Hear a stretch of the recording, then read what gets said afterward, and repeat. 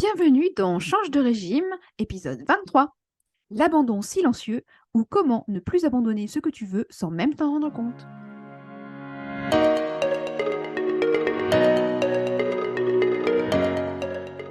Bonjour et bienvenue dans Change de régime, le podcast pour changer ta relation à la nourriture durablement dans l'amour de toi. Je suis Anne-Lise Paillard, coach de vie certifiée pour ALE Coaching, et dans chaque épisode, je te donne les clés pour perdre du poids durablement en allant voir les causes du problème. Au-delà de ce que tu manges, pourquoi tu manges. Si tu as déjà pensé que le Nutella était plus fort que toi, tu es au bon endroit. Je veux t'aider à trouver comment tu veux manger pour te nourrir et te faire plaisir, pour en finir avec l'alimentation émotionnelle et compulsive, changer ton régime de croyances et de pensée. Et si c'était facile de perdre du poids, c'est ce que je veux te faire découvrir dans ce podcast. Parce que perdre du poids, c'est possible pour toi. Bonjour, j'espère que tu vas bien. Moi, je suis toute excitée car je viens juste de faire mon webinaire sur comment passer les fêtes dans la sérénité et c'était super top. Et je lance juste mon programme spécial fête, ce qui me stresse un peu, je ne vais pas te mentir, mais je suis vraiment contente de le faire. D'ailleurs, il pourrait peut-être te servir si tu te sens concerné par l'épisode du jour. Parce que dans l'épisode du jour, ce dont je veux te parler, c'est d'abandon silencieux. Ce sera mon dernier épisode sur la série sur l'engagement, mais je pense qu'il est extrêmement important parce que j'en ai entendu parler de différentes façons récemment et ça m'a vraiment interpellée. L'abandon silencieux, c'est quoi? Bon, il y a plusieurs façons de voir l'abandon silencieux. J'en ai déjà entendu parler concernant les personnes qui font juste le nécessaire dans leur travail, le nécessaire syndical en quelque sorte, mais ce n'est pas l'angle que je voudrais aborder aujourd'hui. Donc, ce dont je veux parler, c'est quand tu abandonnes ton objectif sans vraiment y penser, inconsciemment en quelque sorte. L'abandon silencieux, c'est vraiment quand tu abandonnes ton objectif sans t'en rendre compte. Tu vas me dire, mais Annelise, de quoi tu parles? Ça n'est pas vraiment vrai, c'est pas possible. Enfin, on ne peut pas abandonner quelque chose sans s'en rendre compte. Eh bien si, justement, c'est pour ça que je trouve ça vraiment important d'en parler, parce que c'est vraiment insidieux. Mais aussi, c'est extrêmement courant. Et c'est pour ça que c'est vraiment nécessaire d'en prendre conscience, pour l'éviter, justement.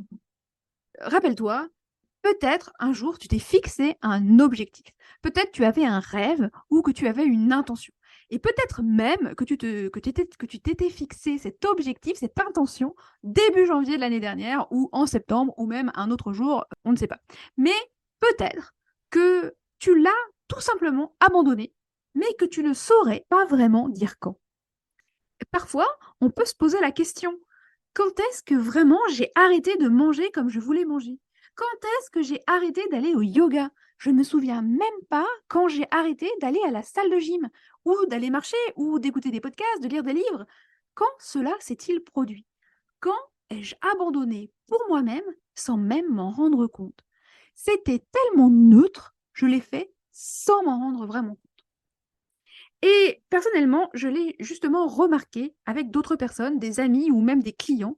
Je leur demande: «Qu'en est-il de ta formation photo? Vas-tu toujours à la piscine le dimanche matin? Vas-tu courir?» Et souvent la personne répond: «Ah non, j'ai arrêté». Et quand je lui demande quand et pourquoi, elle répond: «Ah, tu sais, j'avais d'autres priorités». «Lesquelles?» «Bah, je sais pas, la vie, les enfants, le travail, la routine». Sauf que non, en fait. Moi, je ne veux pas que cela t'arrive. Et pour cela, je vais juste te faire un petit rappel sur le fonctionnement du cerveau. L'une des choses importantes dont j'ai déjà parlé, notamment dans l'épisode 4, et que je vais te rappeler maintenant, c'est par quoi est porté ton cerveau primaire, c'est-à-dire la triade motivationnelle. Il recherche le plaisir, il veut éviter la douleur et il veut être efficace.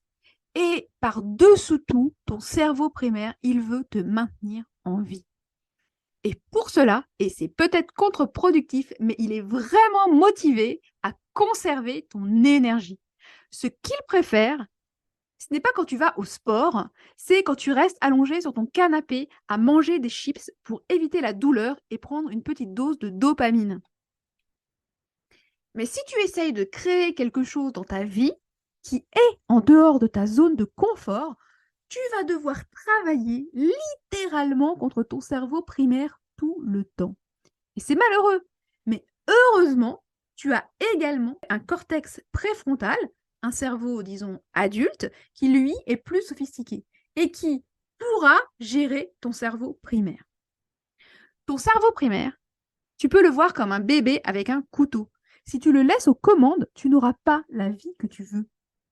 Tu iras rechercher beaucoup de gratification instantanée, tu regarderas beaucoup de séries, tu joueras beaucoup avec ton téléphone, mais si tu mets aux commandes ton cerveau adulte, cette partie évoluée de ton humanité, alors tu seras capable de créer des choses qui t'étonneront.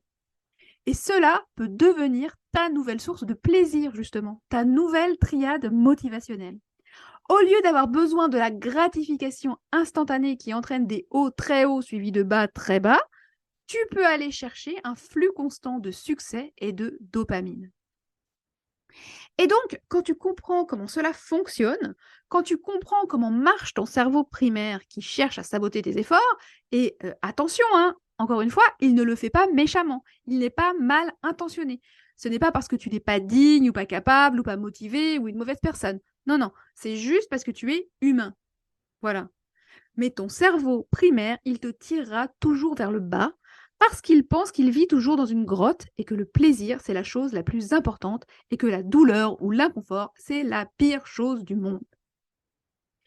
Et quand tu essaies de changer, de réaliser des petites ou des grandes choses, tu vas faire face à beaucoup d'inconfort émotionnel que le cerveau primaire associera à la douleur.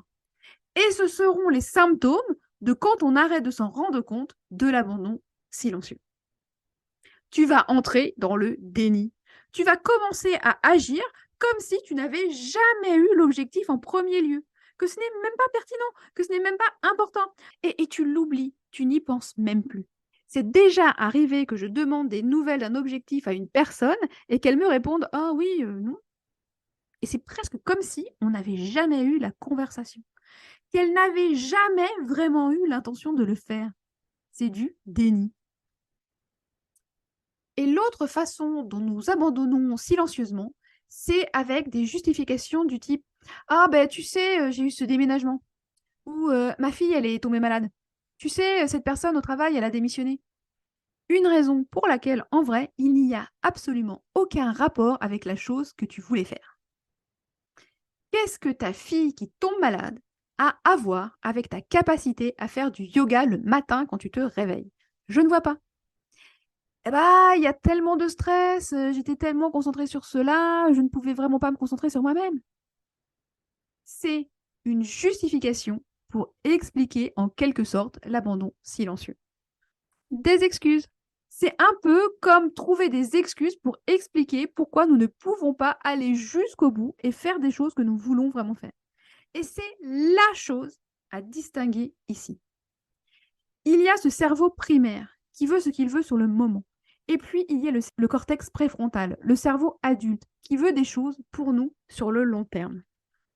Et on nourrit toujours l'un des deux. Pour moi, j'ai longtemps nourri mon cerveau primaire avec de la nourriture et avec des jeux sur le téléphone. Il avait besoin de ce coup de dopamine instantané. Et alors, bon, je ne vais pas te mentir, je le nourris encore un petit peu avec des jeux sur mon portable de temps en temps. Mais lorsqu'on nourrit nos désirs et nos objectifs à long terme, c'est très différent. Et on n'utilise pas d'excuses, on ne justifie pas et on n'entre pas dans le déni.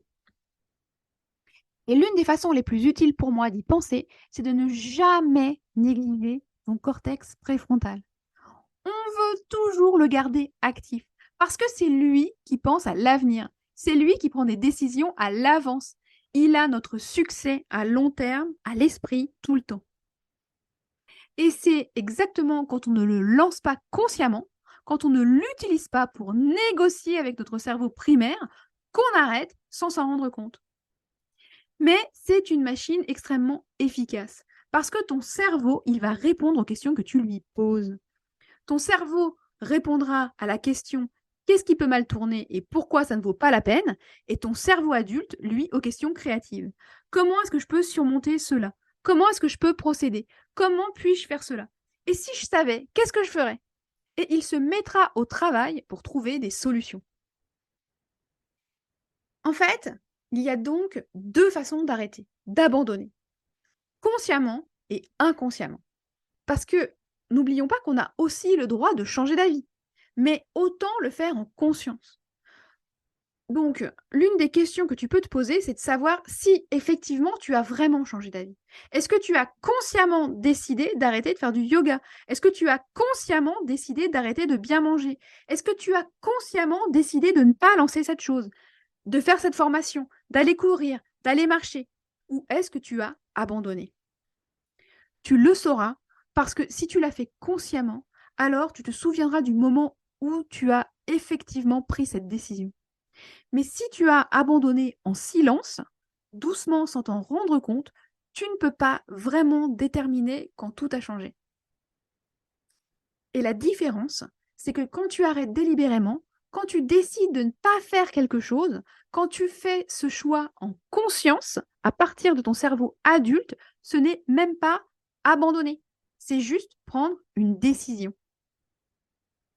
Donc ma suggestion, c'est que si tu veux arrêter, tu dois le faire consciemment, en connaissance de cause et en aimant tes raisons. Parce qu'en fait, tu sais, il n'y a pas de bonne ou de mauvaise décision, pas de bon ou de mauvais choix, mais il y a tes choix que tu fais en conscience et en étant OK avec tes raisons. Et si quelqu'un te demande où tu en es dans ton objectif, tu pourras répondre: «Ah non, mais j'ai décidé de ne pas le faire parce que je n'obtenais pas le résultat que je voulais, ou parce que je ne me sentais pas bien avec ce régime, ou parce que j'ai décidé de prioriser autre chose», ou quelle que soit la raison pour laquelle tu as décidé d'arrêter. Voire même tout simplement: «J'ai décidé de ne pas le faire, point». Mais que ce soit vraiment ta décision. Et en fait, lorsque tu arrêtes quelque chose exprès, généralement, tu prendras la décision de faire autre chose à la place. Tu n'abandonnes pas forcément l'intention, le désir ou le but que tu avais.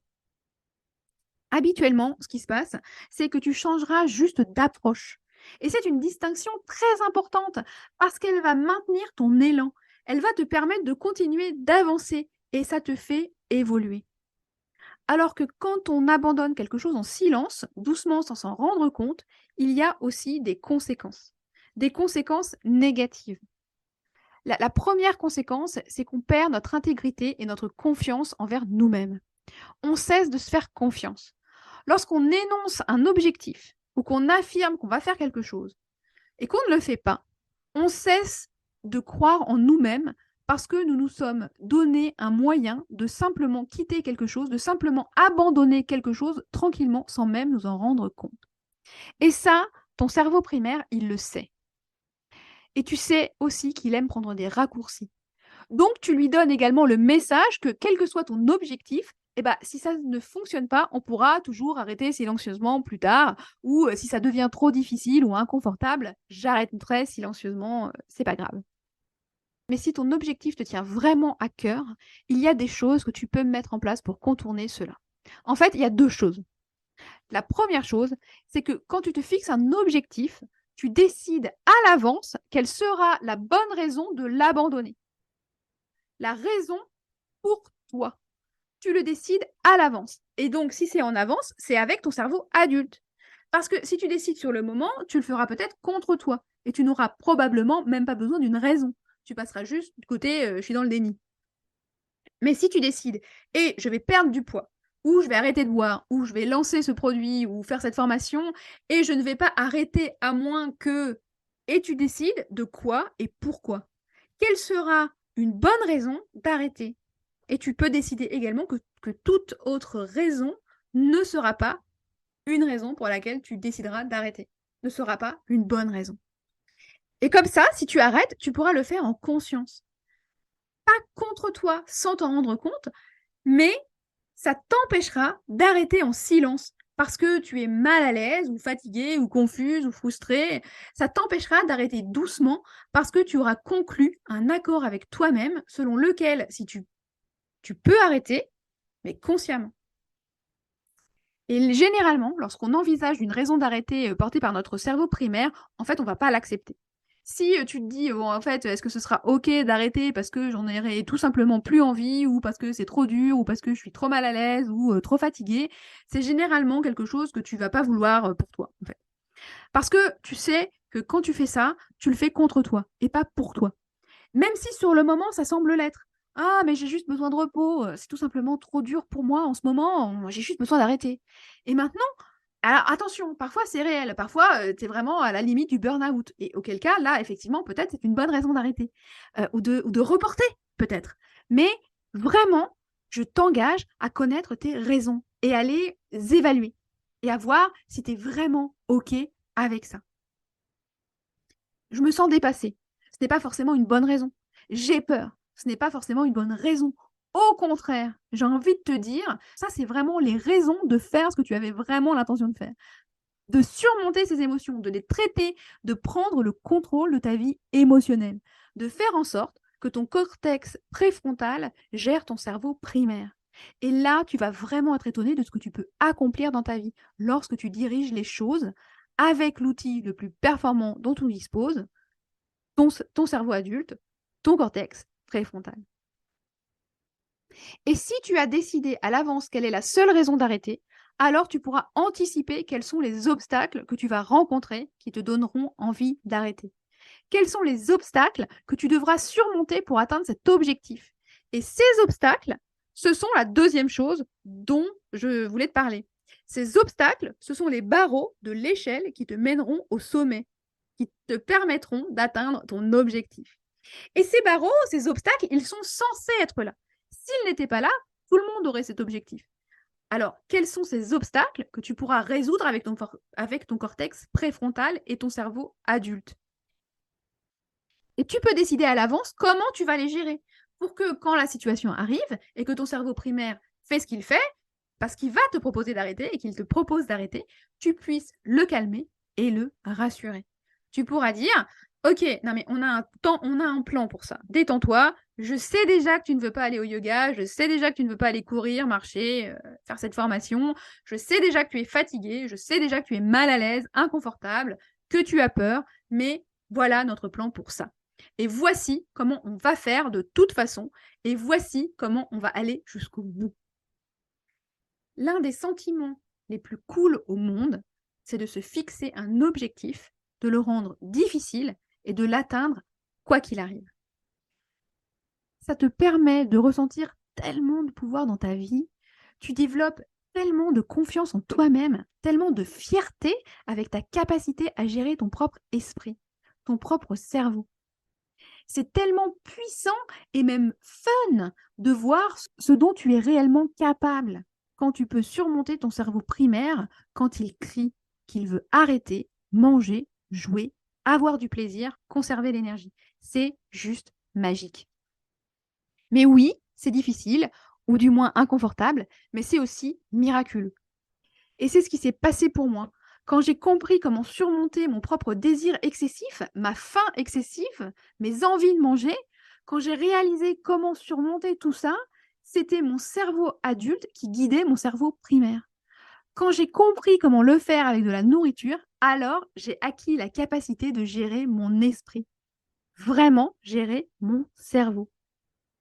Et à partir de là, j'ai pu l'appliquer à tous les autres objectifs de ma vie, à toutes les autres choses que je voulais accomplir dans ma vie. Cette compétence que j'ai développée lorsque j'ai compris comment arrêter de trop manger, c'est exactement la même compétence que j'utilise tous les jours pour construire mon business, pour travailler sur mes relations, pour travailler sur les objectifs que j'ai pour moi-même personnellement. Et ça ne veut pas dire que je tamponne pas de temps en temps, que de temps en temps, mon cerveau primaire reprend la main. Mais je sais le reconnaître et j'en suis d'autant plus fière. Et je pense que ça, c'est quelque chose que tu peux remarquer avec pas mal de gens qui ont réussi. Le succès engendre le succès. Tu commences à accomplir de plus petites choses et puis tu commences à accomplir de plus grandes choses. Parce que la compétence, c'est la même. Si tu peux non pas résister à manger un cookie, mais vraiment comprendre pourquoi tu le veux et gérer ton cerveau pour qu'il ne le veuille pas, c'est la magie de la gestion du cerveau. C'est la magie du modèle, bien sûr.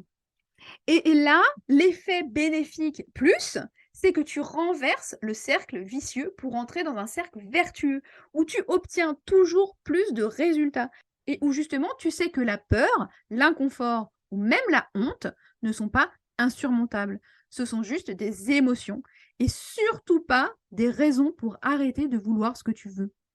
Tu obtiendras ce que tu veux vraiment plutôt que ce que ton cerveau primaire veut tout de suite, mais à tes propres dépens. Et en plus, avec de fortes probabilités de te le reprocher plus tard. Ah, tu vois, tu es nul, tu as encore arrêté, tu n'arrives à rien. Toutes ces amabilités qui pourraient ensuite traverser ton cerveau. Merci cerveau, mais non merci. Et là, il s'agit aussi de décider de quel type de plaisir tu veux. Pas forcément le plaisir immédiat, le plaisir primitif, le petit shot de dopamine du moment, qui est en fait une gratification instantanée à tes propres dépens. Mais le plaisir à long terme d'obtenir ce que tu veux vraiment pour toi. Celui qui, d'ailleurs, te donnera un flux régulier de cette dopamine que tu veux tant. Et ce que ça te donnera également, c'est aussi un énorme sentiment de confiance en toi-même et un sentiment formidable de savoir de quoi tu es fait, de savoir de quoi tu es capable. Et cela pourrait bien te donner des ailes. Alors pour résumer, si tu veux arrêter de quitter silencieusement ou d'abandonner silencieusement, voici ce que tu peux faire.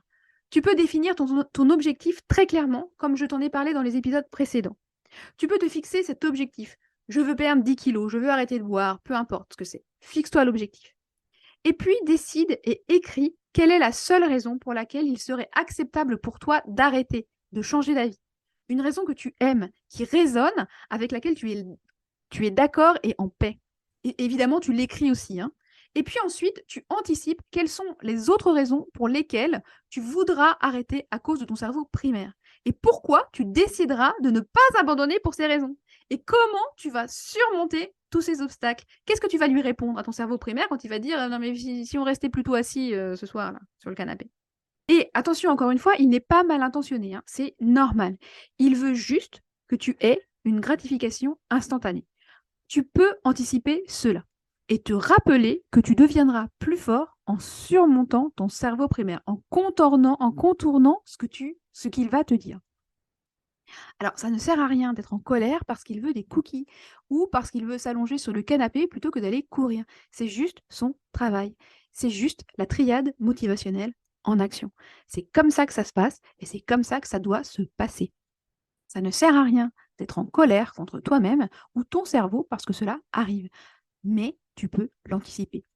Ça fait juste partie de l'accord et le succès de ton objectif sera vraiment beaucoup plus savoureux parce que justement, tu auras surmonté tout cela. Parce que c'était difficile, parce que c'était inconfortable.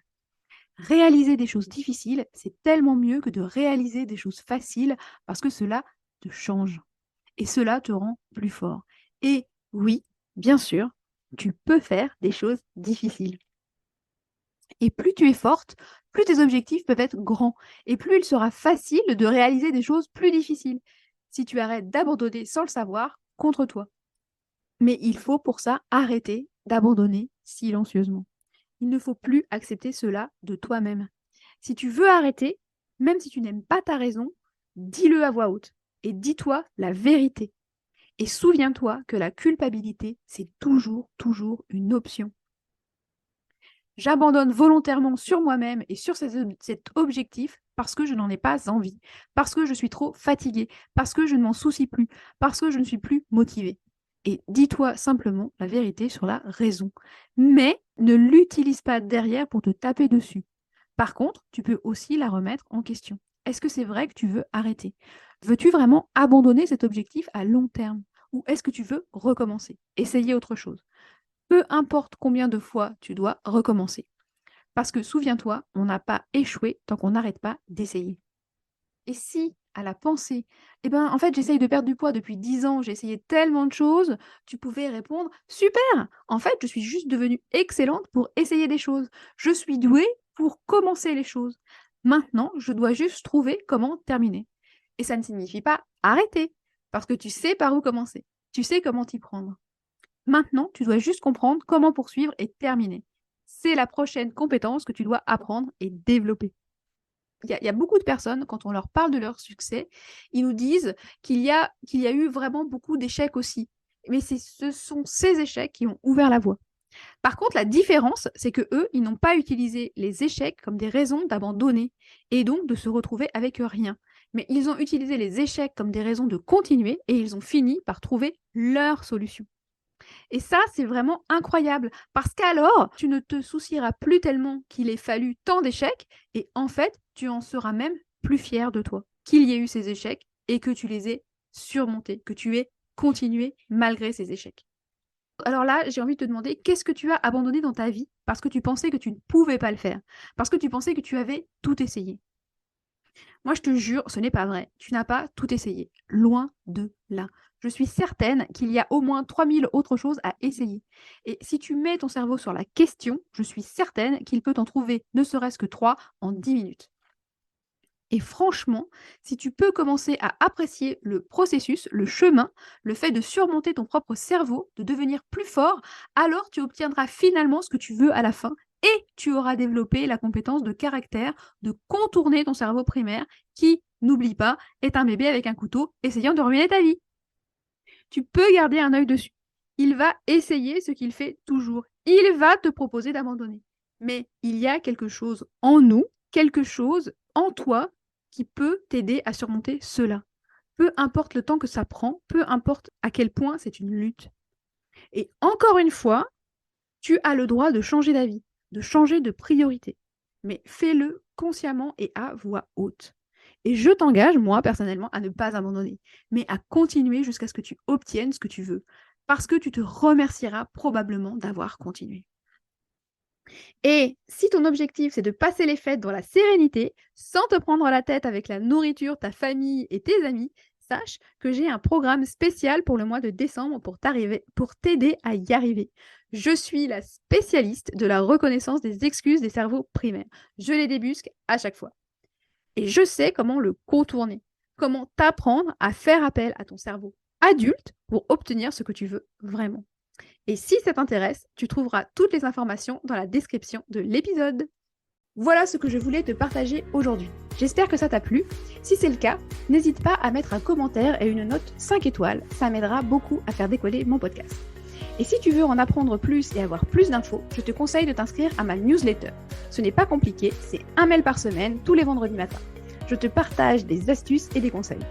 Pour ça, rien de plus simple, va sur mon site www.alecoaching.fr, tout attaché, tout minuscule, et tu trouveras un formulaire pour recevoir mon cadeau gratuit, mes astuces pour arrêter de binger, et t'inscrire à ma newsletter. En attendant, je te dis à la prochaine pour un nouvel épisode. Et n'oublie pas, perdre du poids, c'est possible pour toi. À très vite!